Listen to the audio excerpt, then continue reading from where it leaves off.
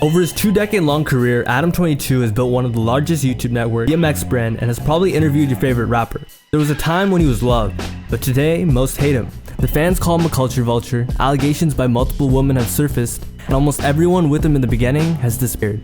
But how did it get to this point? Where did it all start? And who is Adam22, the man behind No Jumper? I'm Rashad Fashir, and this is the rise and fall of Adam22 and No Jumper. November 24th, 1983, Nashua, small town in New Hampshire located near Boston. Librarian and a city council member would have their first boy, Adam John Grant Mason. He was an internet kid who would spend all his time on message boards and other corners of the internet, with all sorts of hobbies. He was the most obsessive video game player ever and would even write video game reviews on his mom's computer at only 9 years old. As a kid, Adam would listen to all types of music. When he was in 4th grade, he discovered rock music like Green Day. By the time he was in 6th grade, he was listening to Smashing Pumpkins and Nirvana. He even listened to hardcore music such as Strife, Earth Crisis, and Minor Threat. But make no mistake, as a kid, Adam got really obsessed with rap. Even back then, Adam was listening to underground rap, Black Star, and Jedi Mind Tricks. At the time, it was very odd for a kid to listen to both rock music and rap, but Adam was passionate about both. But neither video games or music were Adam's first love. BMX was. Just him and his friends riding around town doing graffiti and having fun. When Adam was a teenager, everyone in his neighborhood had a BMX bike, but as kids got older and got cars, their passion for BMX faded. Adam's grew stronger than ever. However, it wasn't all sunshine and rainbows for a young Adam. In fact, these hobbies were his escape. Adam's family life was brutal, borderline abusive, and said he felt like he was going to war physically with his father every day. I remember sitting there crying as an 8-year-old thinking about I should call the cops. Feeling man, there's something really wrong with how I'm being treated here. When he was little, he had behavioral problems. When he was 16, he really got into trouble, and after getting arrested a couple times for fighting, his parents would be told by the court to put him in therapy. Diagnosis he received for being so messed up was due to his turbulent house life. He never felt safe. The therapist said made him feel like he was always in danger. This only pushed Adam further into BMX. It dawned on him this may be his only way to become independent of his parents. But abuse wasn't the only thing that plagued Adam's childhood. When Adam was in 6th grade, his father went to jail for a white-collar crime. His dad was friends with Bill Clinton, and his uncle was one of the former president's first supporters. Adam's dad abused his position and went to jail for a year. He was pardoned by Clinton years later, but at the time, it really messed up Adam's family life. All of a sudden, Adam's mom became a single parent and had to deal with him constantly getting in trouble at school. It was really tough on her. I see my mom crying every night because she was having such a hard time keeping the family together. A year later, his dad got out of jail super stressed, and having to deal with Adam's behavior just made it worse. High school, Adam hung out with BMX kids. He was even painting and doing a lot of art at that age, but he struggled in school, going to summer school every year, and barely graduated. Adam's parents grew up poor, and to them, education was the only vehicle towards social mobility because everything they had was due to education. So Adam had to go to college too. In his first year of college, he excelled, getting straight A's, but in his second year, things took a turn for the worse. After going on BMX trips, he began getting straight D's, and in that same year, he got introduced to fraud and other illicit means of making money. His heart just wasn't in the traditional school system, and he was left with a tough decision: make his parents proud or drop out. He knew how much it meant to them, but at the end of his second year, Adam told his mom he was leaving college to move to New York. I'm like, yo, I'm out. I'm moving to New York. And I remember she was just crushed because she just thought I was just blowing it so bad. And this is when Adam's journey began. Once Adam was in New York, he was on his own. He knew he had to make it somehow, but for the time being, he was making ends meet and then some with fraud. His love for BMX remained, but it never crossed his mind that he could make money off what he loved. So to him, there was only one way to survive: fraud and selling candy. But he did do one thing that would change the trajectory of his life. He started a BMX blog, The Come Up. But after 6 months in New York, Adam just couldn't take it anymore and had to do something legitimate for his own sake. At the same time, a young Adam just didn't have what it took. He was fat, had no real skills yet, and was lazy like many young men. But his mother and sister constantly doubting him would set a fire in his stomach. One day, he got paid $1.5K for an advertising gig on his BMX blog. That paid gig was the spark that lit the fire inside of him. Adam went all in on his BMX site. 6 months later, he made a bunch of money and lost 60 pounds. For a short time, Adam was even playing online poker and making decent cash, but quit to focus on his blog. He was serious about it.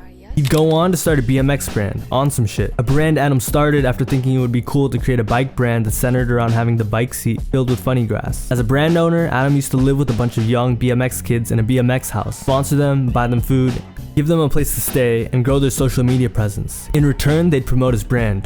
2013, Adam opened a retail store in LA next to Skid Row. It would become a place for the BMX community, with BMX stuff and awesome shit merch. 2015, it became home to Adam's passion project, Underground Rap Podcast, aka No Jumper. In the beginning, Adam employed a bunch of BMX guys, but in the back of the store, he'd start one of the most influential rap podcasts of all time. Unironically. Originally, No Jumper wasn't intended to be a podcast. Adam and a guy named George were going to start a high-quality hip-hop blog where they posted writing about rap. The name No Jumper came from a Gucci Mane lyric. It sounded cool, and most importantly, could be put on a shirt. Adam wasn't really writing much. George was taking care of that. Adam was financing it. It was going alright. George even showed ASAP Yams the blog, and Yams tweeted about it, shouting No Jumper out. Unfortunately, George wasn't able to keep up with the blog and it ended. Till Adam did a podcast one day. It all started when one of Adam's friends put him onto Bones, a popular underground rapper. Through a mutual friend, Bones, Chris Travis, and Xavier Wolf, two more underground rappers came to Adam's store and started hanging out. Xavier hung out there quite often, and they just became close friends. One day, Adam decided to interview Xavier, but it's not on No Jumper. It was on Some Shit's channel, since No Jumper didn't even really exist, at least in the podcast form. Adam had some BMX podcasts before, but when he interviewed Xavier, the video got way more views than the BMX channel. He quickly realized the potential of underground rap interviews. He understood it was an emerging market and seized the opportunity. At the time, podcasts were mostly audio only, and Adam was somewhat of a visionary by putting his podcast on YouTube. He realized YouTube was a powerful tool, and he could segue away from BMX, where he had nothing else to prove in. But despite the momentum Adam built, he'd hit rock bottom emotionally after getting dumped and replaced by a girl he genuinely liked. They were together for months, but after Adam left for a 1-month work trip, she had a new man. Watching her dump him like that messed him up in the head. He got severely depressed, lying in bed all day, and was in a really bad state. The Adam grinding on his blog every day wasn't to be found anymore, but that period of aimlessness forged him into the person he would become. He decided that he would stop at nothing till he achieved his goal and used his pain to fuel him. From there, Adam began to finesse as many interviews as he could through mutual friends and fans. I just started like connecting all these little dots of like, oh, like I could get him. Puya, a popular rapper from Florida, Ian Connor, Lil Yachty. Pretty soon, No Jumper became the staple for rap fans trying to find talented rappers before they blew up, or just up-and-coming creatives in the culture. These interviews were cool, but it was really the consistency of the quality and rarity of the people No Jumper would interview that really made it what it was. Cemented him as the underground rap guy.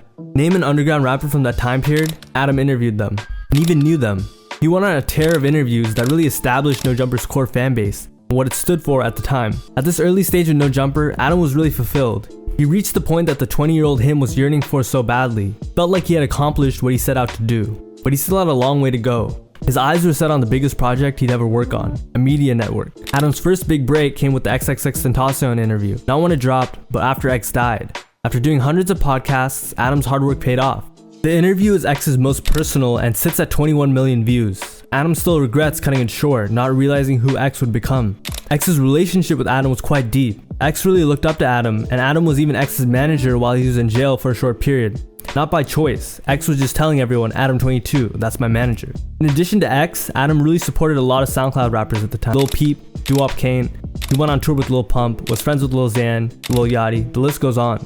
And these are just people that he had genuine relationships with. The interviews Adam was doing were getting a lot of views, and No Jumper was growing fast. In 2016, the show would expand. No Jumper launched its first weekly podcast with the crew. 2017, the store relocated to Melrose, a much nicer area. But as things were starting to go well, Adam's past would catch up to him. In 2018, Atlantic Records launched a label imprint with No Jumper. Adam would get involved in the music industry for the first time. Once again, he was successful. Put out a Take A single that garnered 100 million streams on Spotify alone. Things were looking good. But later that year, Adam was accused of SA by 2 different women.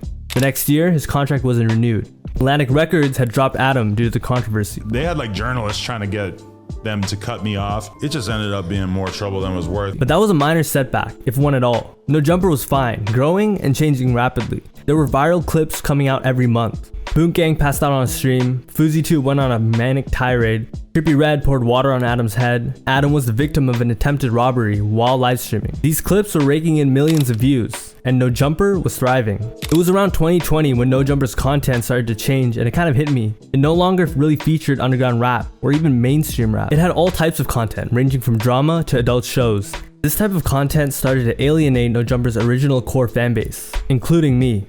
2020, Adam realized he would need other shows to continue No Jumper's growth, and there was only one path he could take. Adam had strategically chosen No Jumper instead of the Adam22 show because if it was a network, Adam could host other shows and styles of content without him. In the following years, that's exactly what No Jumper evolved into. Pretty soon, the channel had tons of live shows featuring all sorts of entertaining hosts. Sharp, a pimp, Housephone, a longtime member of No Jumper's crew, AD, a Crip, LA native T-Rel, and many more.